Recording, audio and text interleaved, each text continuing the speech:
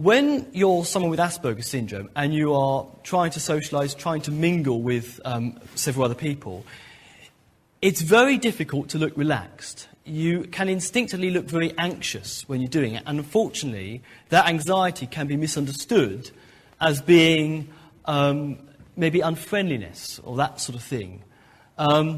And the reason why is because socialisation is a real effort for someone with Asperger's syndrome. The whole process of trying to keep up with the interaction, practice any social skills you're learning, get your bit in.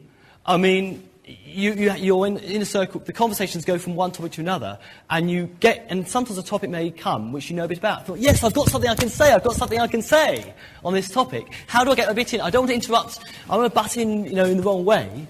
But you're having to think all these things through, so therefore you end up instinctively looking anxious. And unfortunately, some people can mistake that anxiety for being a bit unfriendly or aloof. We have to have some understanding here. People with Asperger's syndrome can't just chill out and relax in social situations, not initially at first.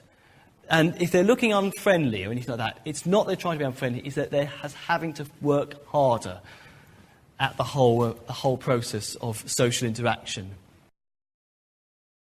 There were certain people who were quite extrovert, quite boisterous people, who by their very presence being in that social meant that the whole level of the interaction went up a gear. The jokes, the banter, the innuendos, all that sort of thing. It all went up a gear. So someone like myself could easily get shut out because I couldn't handle that level of socialisation. How many of you have seen a friend at the weekend or bumped into someone and they've said, "Oh, how are you then?" Or "How's your week been?" And you say, "Fine, okay."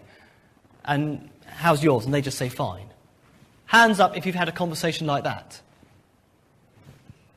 Yeah, I think all of us. Now, that's fine. I mean, there's some situations I do that because, quite honestly, it's the easiest thing to do sometimes. But you miss out on so many opportunities because sometimes you just say, "Yeah, it's been fine," and actually quite a lot of things have happened to you in the week, but you've forgotten all about them. And this is where journaling has come in. And the thing is that all those things you've done, you might be able to use those things to, you might have a few stories to tell, and all that sort of things that might help you socially if you just remember them.